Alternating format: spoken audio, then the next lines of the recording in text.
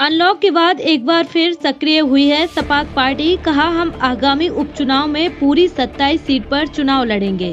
साथ ही जातिगत आरक्षण हमारा प्रमुख मुद्दा है। हमारी मांग है कि देश में सभी के लिए एक समान अधिकार होना चाहिए। महिला हो या पुरुष, सभी के लिए कानून होना चाहिए। इसी के साथ देश में जनसंख्या नियंत्रण पर भी कानून होकर उसका सख्ती से पालन होना चाहिए। साथ ही भाजपा सरकार पर लगाए आरोप। कहा, वर्तमान सरकार जो दोबारा आई है, जिससे 75% किसान आबादी को यूरिया नहीं मिल रहा, किसानों के बिल दुगने आ रहे हैं, किसान को फसल का वाजिब मूल्य नहीं मिल पा रहा है। इन सब मुद्दों को हम जनता के बीच लेकर आएंगे। दल बदल पर कहा, जनता का विश्वास कैंडिडेट पर रहता है। कैंडिडेट पार्टी छोड़कर जनता पर बोझ डालकर चुनाव करा रहे हैं।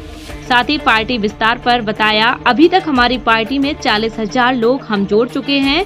आज हमने युवा मोर्चा का भी विस्तार किया है, जिससे अभिषेक सिंह को प्रदेश संयोजक बनाया गया है।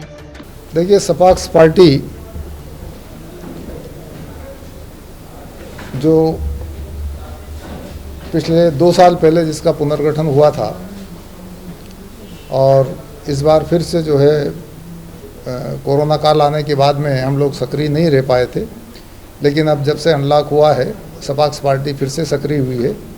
और हम लोग जो है ये जितने 27 उपचुनाव हैं, ये सभी उपचुनाव लड़ेंगे। माई के लाल इस बार फिर मैदान में उतरेंगे और पूरी ताकत के साथ इस बार हम जोर लगाएंगे। दूसरा, इस बार हमने 2 महत्वपूर्ण काम किए। एक तो ये कि जो हमारे मुद्दे हैं, आपको पता ही है कि हम जातिगत आरक्षण के खिलाफ हैं। हम एट्रोसिटी एक्ट जैसे जितने भी काले कानून हैं जो जातियों में बांटते हैं, उनके खिलाफ हैं। हमारी मांग ये है कि इस देश में एक समान कानून होना चाहिए, चाहे वो कानून किसी कमज़ोर वर्ग के लिए बनाए जाएं, महिला के लिए बनाए जाएं या बच्चों के लिए बनाए जाएं, किसी के लिए भी बनाए जाएं, लेकिन उसमें जाति और धर्म के आधार पर भेद नहीं होना चाहिए।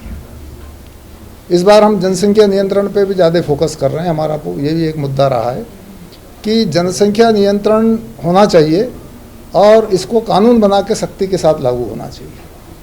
क्योंकि हो ये रहा है आज की तारीख में कि जो लोग